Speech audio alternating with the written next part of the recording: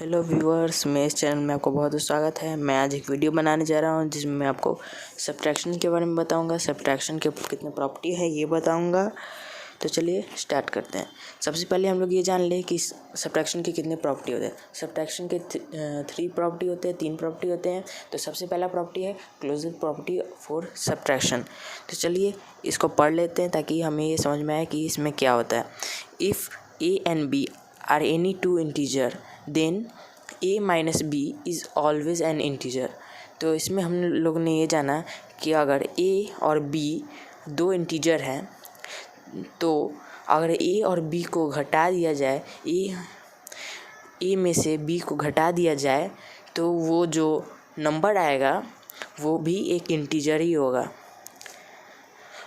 तो इसका एग्जांपल देख लेते हैं। 5 - 2 = 3। 5 और 2 यहाँ पे दो इंटीजर है जिसमें 5a है और 2b है, और जब हम लोग ने इन्हें घटाया तो 3 आया जो कि एक इंटीजर है। 4 - 2 = 2। जैसे कि पहला एग्जांपल था, इसमें भी दूसरे में भी वैसा ही एग्जांपल है। 4 और 2 दोनों ही एक इंटीजर है और दोनों को हम लोग ने जब घटाया तो 2 आया। तो चलते हैं अब दूसरे प्रॉपर्टी की ओर। Subtraction of integer is not commutative. तो इसमें हम लोग ये जानते हैं कि अगर दो इंटीजर हैं तो अगर दोनों इंटीजर में से a में से b घटाते हैं या b में से a घटाते हैं तो उन दोनों का प्रोडक्ट सेम नहीं आएगा। तो चलिए इसे पढ़ लेते हैं। If a and b are any two integer then a minus b is not equal to b minus a। तो चलिए इसका एग्जांपल देख लेते हैं ताकि हमें इसके बारे में समझ में आए। एग्जांपल 9 - 5, यहाँ पर 9a है, 5b है। तो 9 - 5 जब हम लोग करते हैं तो 4 आता है। और वही अगर हम b माइनस a करते हैं, मतलब 5 में से फिर 9 घटाते हैं तो -4 आता है।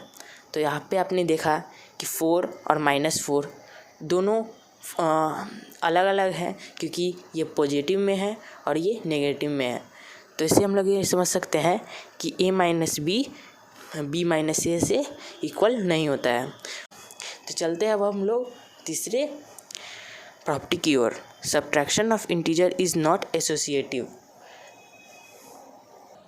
तो अब हम लोग इसमें ये जानते हैं कि अगर 3 इंटीजर हैं और हम लोग उस 3 इंटीजर में से पहले a में से b को घटा देते हैं और फिर बाद में उस a में से b को घटाने के बाद जो प्रोडक्ट आएगा उससे c को घटाते हैं तो वो उसका जो प्रोडक्ट होगा वो इक्वल नहीं रहेगा अगर b में से c को घटा देते हैं पहले और फिर बाद में उसके प्रोडक्ट को a से घटा देते हैं।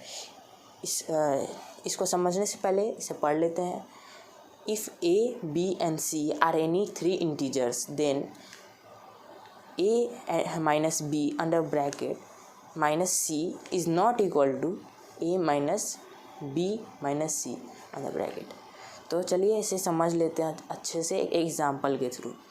यहाँ पर हमने a को 9 माना है, b को 5 माना है, c को 4 माना है और इसमें भी वैसा ही है। तो चलते हैं अब इसे सॉल्व करते हुए।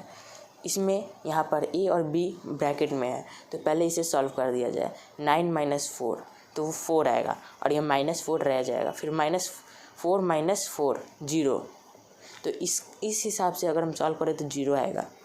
और इसको फिर इस हिसाब से सॉल्व करें तो इसमें पहले b और c को माइनस करना है तो यहाँ पे 9 को छोड़ देंगे और -5 - 4 करेंगे तो 1 आएगा।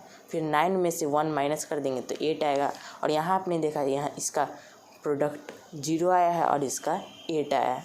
तो ये दोनों इक्वल नहीं है, इसलिए हम लोग ये जान सकते हैं कि सब्ट्रैक्शन एसोसिएटिव नहीं होता है और इस अरेंजमेंट के हिसाब से वो सेम नहीं होता है, वो इक्वल नहीं होता है। तो आपको ये वीडियो बहुत अच्छा लगा होगा तो इसे लाइक शेयर सब्सक्राइब जरूर करें। Thank you, thanks for watching this video.